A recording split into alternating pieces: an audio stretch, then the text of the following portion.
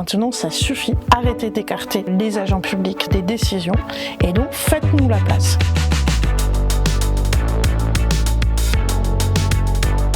Bonjour, bienvenue dans notre émission Élus. On reçoit aujourd'hui Caroline Chevet, secrétaire générale de la FSU, qui va nous parler de la conférence Travail, Emploi, Retraite. Bonjour Caroline. Bonjour. Est-ce que tu peux te présenter ? Oui, alors je suis Caroline Chevet, je suis professeure de philosophie dans un lycée à Paris. Avant ça, j'étais 20 ans dans un lycée marseillais de l'éducation prioritaire. Et aujourd'hui, donc, je suis secrétaire générale de la FSU et à ce titre, je porte la parole des personnels dans un certain nombre de cadres. Alors souvent face à l'administration, notamment de la fonction publique, par exemple en conseil commun de la fonction publique. Mais là, aujourd'hui, ce dont on va parler, c'est un cadre un peu particulier. C'est pas une instance habituelle de la fonction publique. C'est la conférence Travail-Emploi-Retraite qui a été lancée à l'automne et qui a progressivement commencé à travailler, notamment le 30 janvier. Alors justement, qu'est-ce que c'est que cette conférence Travail, Emploi, Retraite ? Est-ce qu'il y a des objectifs qui sont fixés ? Comment ça se passe ? D'où ça vient ? Est-ce que tu peux nous en dire un tout petit peu plus ? Oui, alors il faut se rappeler le gros mouvement social contre la réforme des retraites de 2023, un mouvement qui a été mené dans l'unité des 8 organisations syndicales, qui a été massivement soutenu par la population puisque jusqu'au bout, les sondages montraient que les Françaises et les Français étaient opposés, notamment au décalage de l'âge de départ à la retraite à 64 ans. Malgré un mouvement très fort, le président de la République a choisi de passer en force et d'imposer cette réforme.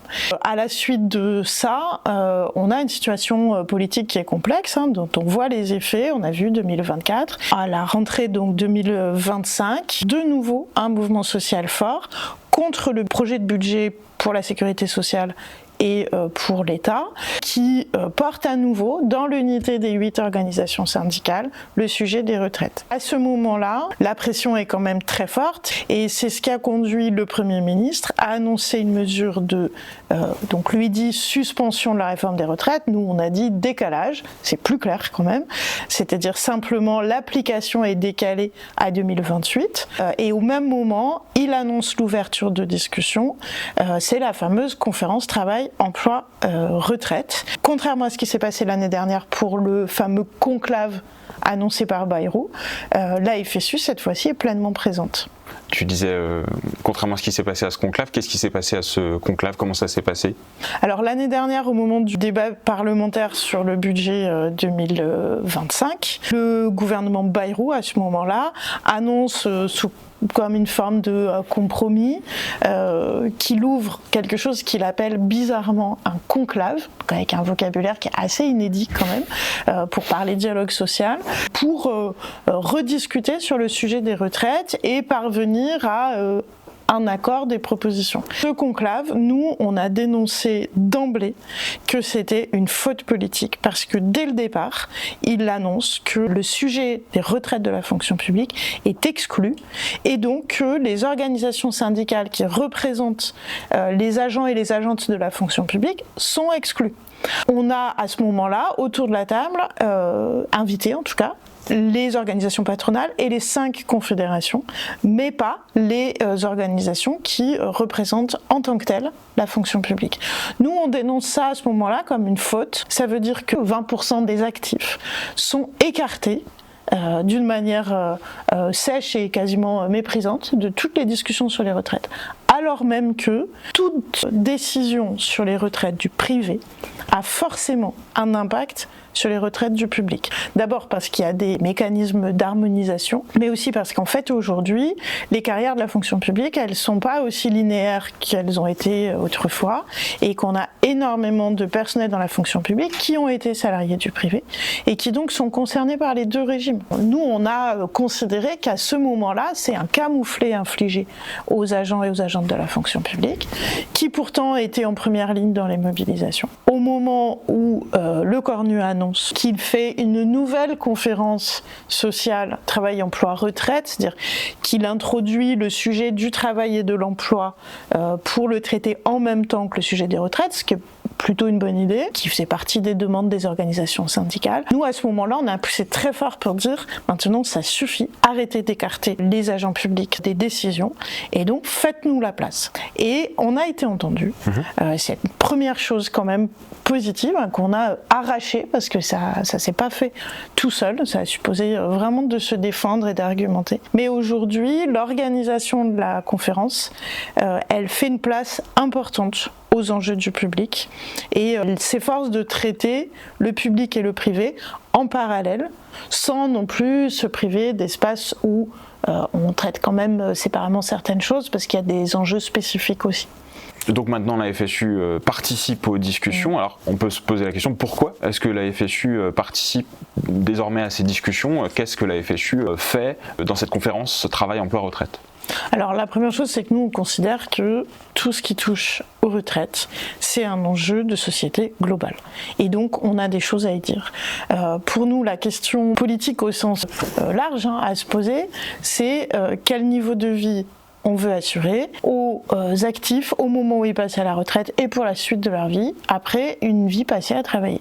Avec des enjeux d'égalité très forts, à la fois entre les femmes et les hommes, et c'est un gros sujet qu'on considère comme central, mais aussi en termes de justice sociale qu'il nous faut imposer dans le débat. Donc on est très lucide sur le fait que la conférence travail-emploi-retraite, elle ne va pas aujourd'hui déboucher sur la réforme des retraites qu'on voudrait. On voit bien quels sont les rapports de force dans la société, on voit bien aussi qu'on a en face de nous un pouvoir qui cherche globalement à diminuer le coût global des retraites et qui a aussi des intentions en termes de développement de la retraite par capitalisation. Alors que nous, ce qu'on défend, c'est le fait de consolider le système de retraite par répartition, en élargissant l'assiette de cotisation, etc.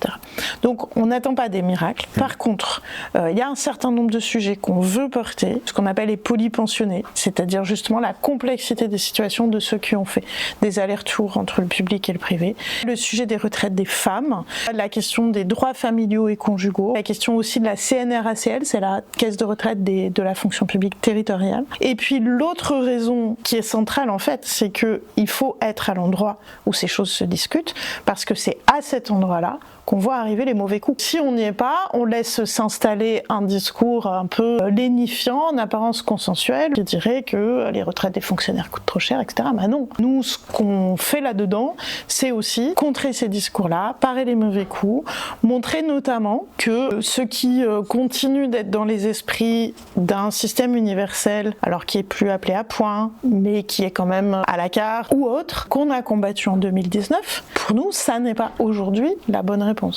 Alors tu parlais de mauvais coups, ça peut être quoi les mauvais coups qui se préparent, à quoi il faut être attentif sur ce sujet des retraites?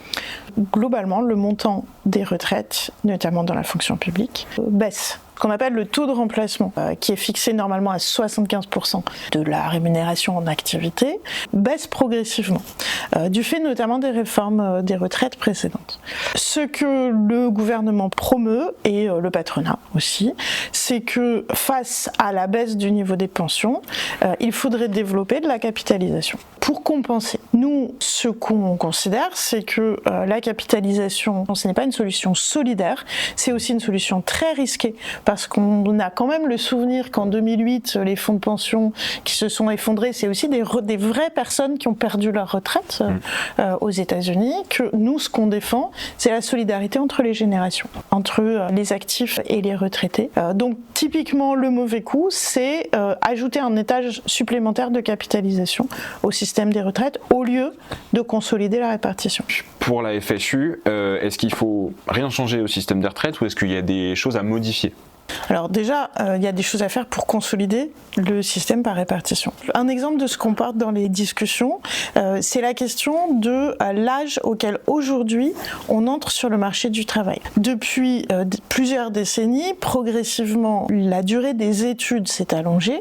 C'est extrêmement positif. Évidemment, toute la société bénéficie de ce haut niveau de qualification, mais c'est un point aveugle, on n'en parle jamais et on fait comme si on commençait toujours à travailler à 22, 23 ans, alors qu'en réalité, pour énormément de salariés, du public comme du privé, l'âge est plus tardif. Et ça a forcément des conséquences sur le nombre d'années cotisées et donc, in fine, sur le montant des pensions et l'âge de départ, etc.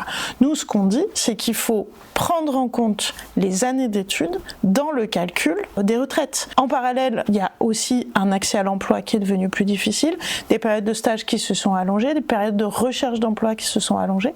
Tout ça doit aussi être intégré parce qu'il n'est pas acceptable aujourd'hui qu'un nombre croissant de salariés ou d'agents de la fonction publique partent à la retraite épuisés à un âge très avancé ou avec un tout petit montant de retraite. Et puis on a un sujet important, c'est celui de l'égalité entre les femmes et les hommes à la retraite. Ce sujet-là, c'est d'abord le sujet des salaires des femmes. Notamment, on dénonce la ségrégation professionnelle qui continue de s'exercer, qui fait que les métiers majoritairement assumés par les femmes sont les métiers les plus mal rémunérés, avec le plus de temps partiel imposé, le plus de précarité, et avec du coup des effets sur le montant des retraites importants et des inégalités très fortes. Et puis, il y a la question des droits familiaux et conjugaux, et notamment, la FSU continue de dénoncer une vieille réforme, celle de 2003. Ça semble loin, et pourtant, tout récemment, on a eu petite avancée là-dessus. En 2003, réforme des retraites des fonctionnaires. À cette époque-là, s'impose l'idée qu'il n'y aurait pas d'inégalité entre les femmes et les hommes chez les fonctionnaires, ce qui est faux. Un dispositif qui permettait de compenser les conséquences de la maternité est supprimé. Et donc les femmes qui ont des enfants après le 1er janvier 2004 n'ont plus de bonification comme précédemment. C'est quelque chose qu'on dénonce depuis 20 ans. Et là, à l'automne, on a remis ce sujet sur la table parce que il y avait une petite avancée pour les femmes du privé qui ne trouvait pas de traduction pour les femmes du public. Et donc on a exigé des réponses à cette injustice-là.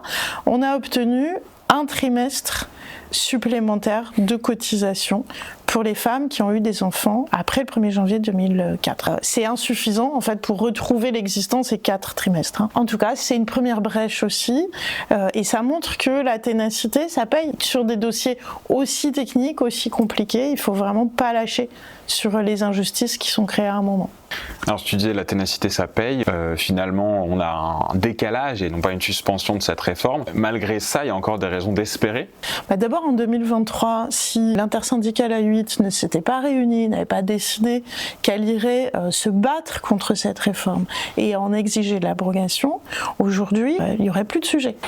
Or, ce qu'on voit quand même, c'est que le mouvement de 2023, même si, oui, il n'a pas réussi à faire abroger cette réforme, nous, on continue de dire que la réponse politique juste, le respect de la démocratie, ça serait d'abroger cette réforme. On n'a pas obtenu ça, mais c'est le sparadrap qui colle au doigt du gouvernement, du président de la République depuis 2023 et qu'on a réussi à maintenir ouvert le débat, à maintenir le sujet vivant et que régulièrement on voit bien qu'on arrive à le remettre sur la table. Et c'était pas gagné, c'était quand même une espèce de symbole de la manière de gouverner du président de la République en n'écoutant pas du tout les partenaires sociaux, les mobilisations. On a réussi à obtenir une brèche. C'est une brèche, c'est pas suffisant. Il faut qu'on continue à s'y engouffrer. Nous, on sent le poids que nous donne le souvenir des mobilisations quand on s'exprime.